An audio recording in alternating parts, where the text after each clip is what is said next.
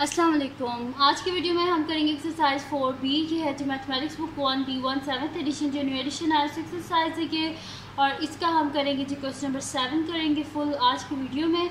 इससे पहले के जो क्वेश्चन है पहले करवा चुकी हूँ, उसका लिंक मैं डिस्क्रिप्शन में दे दूँगी, आप वहाँ से देख लीजिएगा। और अगर अभी तक आपने मेरा चैनल सब्सक्राइब नहीं किया तो उसको सब्सक्राइब कर दीजिए और जो मेरा सेकंड चैनल है उसका लिंक भी डिस्क्रिप्शन में, उसको भी सब्सक्राइब कर दीजिएगा। तो स्टार्ट करते हैं। क्वेश्चन नंबर 6 है हमारे पास। इसमें हमने करना क्या, एक्सपेंड एंड सिंप्लीफाई। तो इसका ए पार्ट है हमारे पास 4u - 3 × 2u - 5b। तो सोल्यूशन स्टार्ट करते हैं हम। इसका क्वेश्चन है जी मेरे पास 4u - 3 × 2u - 5b। तो ये हो जाएगा हमारे पास 4u - 3 × 6u - प्लस 3 × 5 = 15v। ठीक है। अब यहाँ पे क्या है हमारे पास u वाली ये दोनों टर्म्स हैं, तो प्लस माइनस क्या होता है हमारे पास माइनस होता है। 6 में से 4 गए, 2u हो गया हमारे पास, लेकिन बड़ी वैल्यू के साथ माइनस है, जैसे माइनस आ जाएगा तो -2u + 15v। ठीक है जी। इससे आगे फर्दर ये सिंप्लीफाई नहीं हो सकता क्योंकि ये दोनों डिफरेंट वेरिएबल हैं, इस वजह से कि हमारे पास इसका आंसर है। ठीक है। अब इसका बी पार्ट जो है वो देख लेते हैं। बी पार्ट है -2a - 3 × a - b। ठीक है जी। तो इसका सोल्यूशन स्टार्ट करते हैं हम। हमारे पास है जी -2a - 3 × a - b। तो ये हो जाएगा -2a - 3 × a 3a plus 3 × b 3b। ठीक है जी। ये हो गया हमारे पास -2a - 3a क्या हो जाएगा हमारे पास -5a प्लस 3b। ठीक है जी। इससे आगे फर्दर सॉल्व नहीं हो सकता, इस वजह से ये हमारे पास इसका आंसर है। बी पार्ट भी हो गया सॉल्व। अब हम करते हैं इसका नेक्स्ट पार्ट जो कि हमारे पास है इसका सी पार्ट। तो सी पार्ट है जी हमारे पास कि 7m - 2n - 2 × 3n - 2m। ठीक है जी। तो इसका सोल्यूशन हम स्टार्ट करते हैं। हमारे पास है 7m - 2n - 2 × 3n - 2m। ठीक है जी। तो 7m - 2n - 2 3 = 6n plus 2 2 = 4m। अब हम क्या करते हैं, m वाली वैल्यूज़ को अलग कर लेते हैं और n वाली वैल्यूज़ को हम अलग कर लेंगे। तो यहाँ पे हमारे पास आ जाएगा 7m + 4m - 2n - 6n।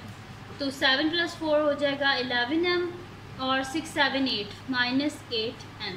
इससे आगे फर्दर ये सॉल्व नहीं हो सकता, इस वजह से ये हमारे पास इसका आंसर है।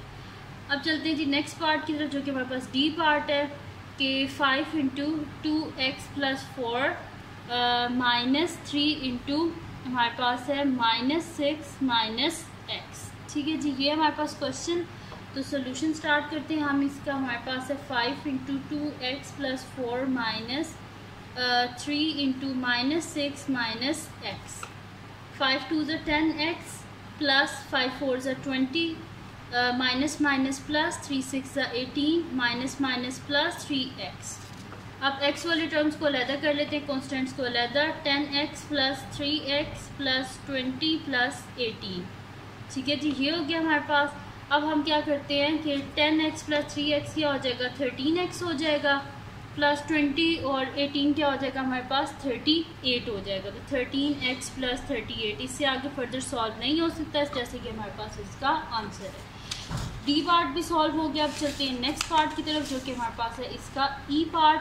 तो ई पार्ट है जी हमारे पास के -4 × a - 3b -5 × a - 3b।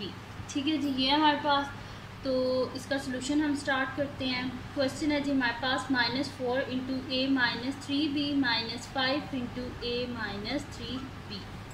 इसको अंदर हम मल्टीप्लाई कर देते हैं। -4 × a -4a plus 4 3 = 12b -5 × a 5a plus 5 3 = 15b। अब a वाली टर्म्स को हम अलग कर लेते हैं, b वाली टर्म्स को हम अलग कर देते हैं। तो -4a -5a plus 12b plus 15b। तो माइनस प्लस 4 + 5 9a और बड़ी टर्म के साथ माइनस है, इस वजह से माइनस आएगा। प्लस इनको हम ऐड कर लेते हैं 5 6 7 1 + 1 2 27b। ठीक है। इससे आगे फर्दर ये सॉल्व नहीं हो सकता, इस वजह से कि हमारे पास इसका आंसर है। ई पार्ट भी सॉल्व हो गया। अब हम करते हैं इसका नेक्स्ट पार्ट जो कि हमारे पास एफ पार्ट है, और वो है जी 5 into 3p minus 2q minus 2 into 3p plus 2q। ठीक है जी, ये हमारे पास, तो इसका सोल्यूशन स्टार्ट करते हैं हम। तो हमारे पास क्वेश्चन है जी कि 5 into 3p minus 2q minus 2 into 3p plus 2q। इसको हम एक्सपेंड कर लेते हैं। 5 3 the 15p plus minus minus 5 2 the 10q minus 2 3 the 6p minus plus minus 2 2 the 4q। अब p वाली टर्म्स को अलग कर लेते हैं, q वाली टर्म्स को अलग। तो 15p minus 6p minus 10q minus 4q। तो 15 माइनस 6 क्या हो जाएगा 9p minus 10 minus 4 minus 14q। ठीक है जी, इससे आगे फर्दर सॉल्व नहीं हो सकता, इस वजह से ये हमारे पास इसका आंसर है। अब चलते हैं जी हम इसके नेक्स्ट पार्ट की तरफ, जो कि हमारे पास है एफ पार्ट भी हो गया। अब हमारे पास है इसका जी पार्ट। तो जी पार्ट है जी हमारे पास के x plus y minus 2 into 3x minus 4 3x minus 4y plus हमारे पास है जी 3। ठीक है जी, तो ये क्वेश्चन है हमारे पास। इसका जो जी पार्ट है उसका ये हमारे पास है। ठीक है, तो सोल्यूशन स्टार्ट करते हैं हम। क्वेश्चन है हमारे पास x plus y minus 2 into 3x minus 4y plus 3। ठीक है जी, तो ये हमारे पास हो जाएगा x प्लस वाई माइनस 2 3 द 6x माइनस माइनस प्लस 2 4 द 8y माइनस प्लस माइनस हमारे पास हो जाएगा 2 3 द 6। अब x वाली टर्म्स को अलग कर लेते हैं, y को अलग, कांस्टेंट को अलग। तो x minus 6x plus y plus 8y, और कांस्टेंट टर्म है वो हमारे पास a की है। तो x माइनस 6x क्या हो जाएगा minus 5x, 8 plus 1 9y minus 6। ठीक है, इससे आगे फर्दर सॉल्व नहीं हो सकता है, जैसे कि हमारे पास इसका आंसर है। अब चलते हैं नेक्स्ट पार्ट की तरफ, जो कि हमारे पास h पार्ट है। 3 इंटू हमारे पास है 3 h पार्ट है 3 into p minus 2q minus 4 into 2p minus 3q minus 5। ठीक है जी, तो ये है हमारे पास इसका h पार्ट। तो इसका सोल्यूशन स्टार्ट करते हैं हम। तो हमारे पास है जी 3 into p minus 2q minus 4 into 2p minus 3q minus 5। इसको हम सॉल्व कर लेते हैं। 3 इंटू पी 3p हो जाएगा हमारे पास, plus minus minus 3 to the 6q minus 4 to the 8p minus minus plus 4 three the 12q minus minus plus 4 5 से हमारे पास क्या हो जाएगा 20। अब p वाली टर्म्स को अलग कर लेते हैं, q वाली टर्म्स को अलग और कॉन्स्टेंट्स को अलग। तो हमारे पास हो जाएगा 3p माइनस 8p हो जाएगा हमारे पास। और इसी तरह हम q वाली टर्म्स को भी अलग कर लेते हैं, minus 6q plus 12q plus 20। ठीक है जी, ये हो गया हमारे पास। अब यहाँ पे क्या हो जाएगा हमारे पास, प्लस माइनस माइनस होता है, तो 8 में से 3 के कितने बचते हैं हमारे पास 5p बड़ी टर्म के साथ माइनस है, जैसे माइनस आ जाएगा। Minus 6q plus 12q plus minus minus 12 में से 6 के पीछे कितने बचते हैं 6q और प्लस 6q होंगे क्योंकि बड़ी वैल्यू के साथ प्लस है, और साथ में आ जाएगा प्लस 20 क्योंकि जो है कांस्टेंट टर्म हमारे पास थी ही एक। तो ये आ गया हमारे पास इसका आंसर। अब हम करते हैं इसका नेक्स्ट पार्ट। नेक्स्ट शीट ले लेते हैं और उस पर कर लेते हैं हम इसका आई पार्ट। तो आई पार्ट है जी हमारे पास के यहाँ पे लिख लेती हूँ। आई पार्ट है जी हमारे पास 9 into 2a plus 4b minus 7c, then हमारे पास है minus 4b minus c, then हमारे पास है माइनस 7 और ब्रैकेट में हमारे पास है माइनस c माइनस 4b। ठीक है जी, ये हमारे पास। अब हम क्या करते हैं, इसका सोल्यूशन स्टार्ट करते हैं। तो हमारे पास क्वेश्चन है जी 9 into 2a plus 4b minus 7c minus 4b minus c minus 7 minus c minus 4b। ठीक है जी, तो 9 2 ज़ा 18a प्लस 9 4 ज़ा 36b माइनस यहाँ पे हमारे पास आ जाएगा 9 7 ज़ा 63c।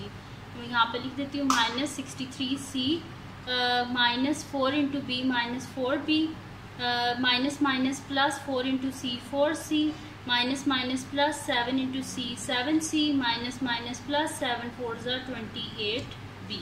ठीक है जी, ये आ गया हमारे पास। अब हम क्या करते हैं कि जो एक जैसी टर्म्स हैं उनको हम अलहदा कर लेते हैं। ठीक है, तो यहाँ पे मैं कर देती हूँ ए वाली टर्म्स को सबसे पहले अलहदा। तो 18a और देख लेते हैं कोई ए वाली टर्म है तो नहीं है। अब बी वाली टर्म्स को हम अलहदा कर लेते हैं। तो 36b और बी वाली ये टर्म है -4b और बी वाली टर्म प्लस 28b। अब सी वाली टर्म्स को अलहदा कर लेते हैं। -63c plus 4c plus 7c। ठीक है, अब सी वाली टर्म्स भी जो हैं वो भी अलहदा हो गई हैं। अब हम इसको सॉल्व कर लेते हैं। तो 18a प्लस 36 माइनस 4 हमारे पास क्या हो जाएगा 32b। तो 32b प्लस हमारे पास हो जाएगा 28b, -63 प्लस 4 है हमारे पास। ठीक है, तो ये क्या हो जाएगा हमारे पास यहाँ से जब हम इसको माइनस करेंगे तो हमारे पास 59 हो जाएगा। तो -59c प्लस 7c, तो ये हो जाएगा 18a। 32 प्लस 28 है। ठीक है, तो ये हमारे पास इनको जब हम ऐड करेंगे 8 9 10 1 कैरी 5 प्लस 1 6, यानी कि आ जाएगा हमारे पास ये 60b। ठीक है, -59 प्लस 7c है। तो प्लस माइनस माइनस होता है, 59 में 7 गए तो पीछे कितने बचते हैं 52। तो मैं यहाँ पे लिख देती हूँ -52c। ठीक है जी, तो ये आ गया हमारे पास इसका आंसर। तो ये आई पार्ट भी सॉल्व हो गया हमारे पास। अब चलते हैं इसके नेक्स्ट पार्ट की, जो कि हमारे पास है इसका जे पार्ट है जी। -4 into 5 into 2x plus 3y -4 into x plus 2y। ठीक है जी, ये हमारे पास इसका जे पार्ट हो गया। लास्ट पार्ट है तो इसका सोल्यूशन स्टार्ट करते हैं हम। हमारे पास है -4 into 5 into 2x plus 3y -4 into x plus 2y। ठीक है जी, तो -4 और अंदर मल्टीप्लाई कर देते हैं। 5 2 10x plus 5 3 15y -4x plus -4 2 8y।